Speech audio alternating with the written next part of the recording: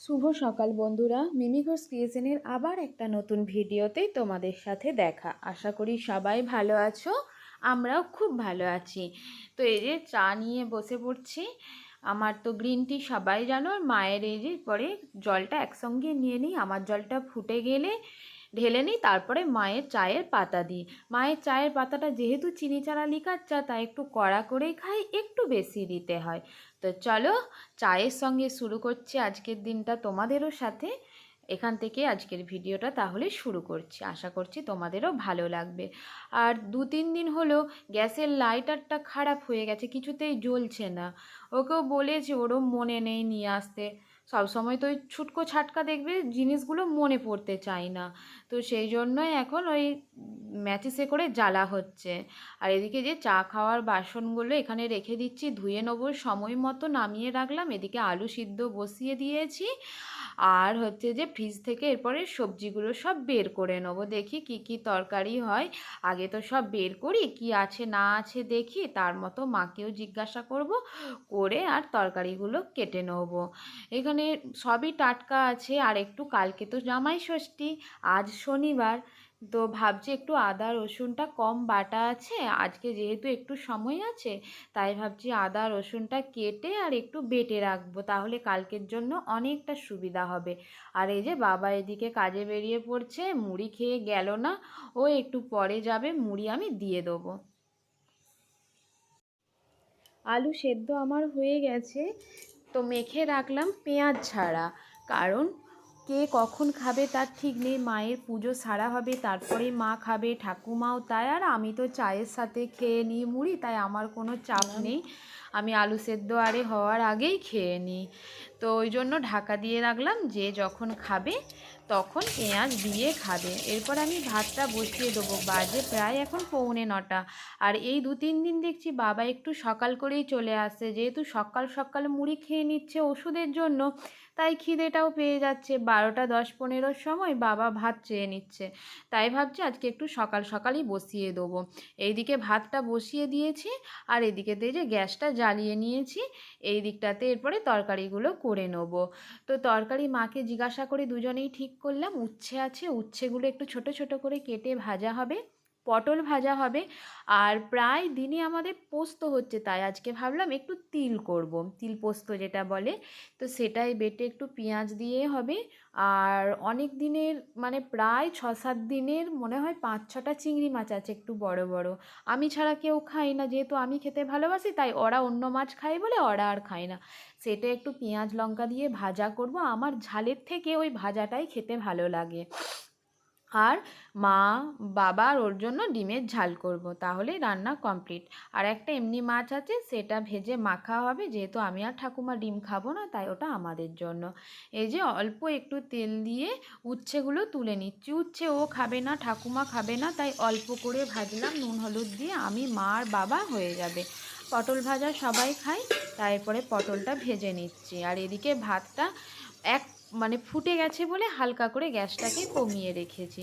আর এই যে পোস্ত আমার বাটা হয়ে গেছে, পোস্ত না তিল বাটা হয়ে গেছে মিক্সিতে, পেঁয়াজও ভাজা হয়ে গেছে, সেটা এরপরে কড়াতে দিয়ে দিলাম। এটা একটু পোস্তর থেকে বেশি ভাজতে হয়, নাহলে ওই যে তেল তেল হয় না, ওই তেল তেল গন্ধটা লাগে, সেই জন্য একটু কড়া করে ভাজতে হয়। আর এই যে মিক্সি ধোয়া জলটা এরপরে আমি দিয়ে দেবো। আর এদিকে দেখো, এই যে পটল ভাজা উচ্ছে ভাজা হয়ে গেছে, মাছগুলো ফ্রিজ থেকে বের করে রেখেছি, এটা হয়ে গেলেই মাছগুলো ভেজে নেবো। তো মাছ রান্নাও হয়ে গেছে, সমস্ত রান্না কমপ্লিট। এরপর ডিমের ঝালটা হয়ে গেলেই রান্না সারা, গ্যাস আরে মুছে আর দুধটা গরম করে নেবো। মশলাটা কষছি, আর আজকে পেঁয়াজ বেটে দিইনি, বেশিরভাগটা বেটেই দেওয়া হয়, আজকে একটু কুচিয়ে দেওয়া হয়েছে। তো এই যে গ্যাস মোছাও কমপ্লিট, ধোয়া মাজাও কমপ্লিট হয়ে গেছে। এরপর দুধটা গরম করে নিচ্ছি, ওদিকে বাবার খাওয়া হয়ে গেছে। আর আমি যেহেতু সকালে স্নান করে নিয়েছি, তাই আর ওই চাপটা নেই। মা এদিকে বলল, তুমি তাহলে দুধটা গরম করো, আমি ডাইনিংটা ঝাঁট দিয়ে দিচ্ছি। রান্নার শেষে মা এই যে ঝাঁট দিয়ে দিচ্ছে, আর এরপরে ওকে খেতে দিয়ে দেবো, চলে যাবে স্টোর। আর আমি মা একটু পরে খাবো, এত সকাল সকাল খাওয়া যাবে না, 1টা বাজছেই। যেহেতু ও কাজে যাবে, তাই ওকে দিয়ে দিচ্ছি খেতে। ওর ভাতে যে বেড়ে নিচ্ছি, ওর তো আবার সব তরকারি খায় না, জিজ্ঞাসা করে করে দিতে হবে। আর যেহেতু আজকে একটু দেরিতেই মুড়ি খেয়েছে, সেই জন্য আর অত ভাতও খাবে না, অল্প ভাত খাবে বলল। আলু ভাতে মেখেছি, ও আলু ভাতে খাবে না, খালি পটল ভাজা আর ডিমের ঝাল, একটু তিলও খাবে না, আর একটা চিংড়ি মাছ আমি জোর করে দিয়েছি সেই জন্য। না হলে আর একটু একটা মাছ ছিল বললাম, বাটা মাছটা, ওটা বাবা ভালো মাছ মাখতে পারে, মানে আমি তো মাখতে সেরকম পারি না, মা আগে পারতো, এখন আঙুলগুলো ব্যথার জন্য মা পারে না। বাবা এই যে মাছ মেখে দিয়েছিল, ও তো কাঁচা পেঁয়াজ খায় না, ওই জন্য ওকে মাছটা একটু বেছে দিলাম। আর এই যে ভাত কমিয়েই যাচ্ছে, দেরি করে মুড়ি খেলে যা হয়, তারপরে জল খেয়েছে পেট ভর্তি, আর খাবে না, সেই জন্য যে ভাত কমানো। যদি এটাই একটু দেরি করে খেত আমাদের সাথে, আমরা যেমন 1:30 পৌনে 2টোর সময় খাই, তাহলে হয়তো আর 2টি ভাত খেত, কিন্তু যেহেতু কাজ আছে কিছু করার নেই। আর ঠাকুমাকেও জিজ্ঞাসা করলাম আমাদের সাথেই খাবে, তাই ঠাকুমা আমাদের সাথে খাবে, ওকে দিয়ে দিলাম। আর মা বাবা সেদ্ধ ডিম খায়, আর ও ভাজা ডিম খায়, ওই জন্য ওর জন্য ভাজা ডিম। এই যে ও খেয়ে কাজে চলে গেল। মায়েরও ইনসুলিন নেওয়া হয়ে গেছে খাবার আগে, আমরা আমাদের এরপরে খাবার বেড়ে নিয়েছি। ঠাকুমা কোনোদিন চেয়ার টেবিলে বসে খায় না, তাই নিচে আসন দিয়েছে, আর আমার আর মায়ের এখানে খাবার বাড়া আছে। দুপুরবেলায় ঘুমিয়েছি মানে বলার কথা নয়, একবারে 5:30 বেজে গেছে। মিনিটে জল সারা হয়ে গেছিলো, জল ভরলাম, ভোরে মা সন্ধে দেখাচ্ছে, আজকে একটু সকাল করেই সন্ধে দেখিয়ে দিচ্ছে। আমিও উপরে এলাম শাড়ি বের করতে। আসলে মানে ওর যে ছোটো মামা, তার শ্বশুরবাড়ির সঙ্গে বাবার একটা মানে কি বলবো, বিরাট ভালো সম্পর্ক। আমাদের বিয়েতেও এসেছিলো, আমাদের পুজোতেও আসে, পর মামা অনেক করে বলেছে, প্রতিবার বাবা একাই যায়, এবারে না গেলে খুব রাগারাগি করবে, তো ওই জন্য সবাই মিলে যাব, সেই জন্য উপরে এলাম। আমি তো সেই সকালে স্নান করেছি, একটু গা হাত পাটা ফ্রেশ হয়ে ধুয়ে নেবো, নিয়ে আর রেডি হব। মা নিচে সন্ধ্যে থেকে রেডি হচ্ছে, আমি ওই জন্য উপর চলে এলাম। তো এই যে রেডি হয়ে গেছি, ও গাড়ির কাছে চলে গেছে, আর মা মনে হচ্ছে রেডি হয়েই গেছে, আমি এই উপর থেকে নামলাম। হ্যাঁ, মা মোটামুটি রেডি। আর এই যে একটুখানি মুখটায় পাউডার মেখেছে, সেই হাতটা নিয়েই হয়তো মাথাতে দিয়েছে, তাই মাথাতেও পাউডারে ভর্তি হয়ে গেছে, সেটাই মুছে দিলাম। আর যা বিদ্যুৎ চমকাচ্ছে, মনে হচ্ছে এক্ষুনি বৃষ্টি নামবে।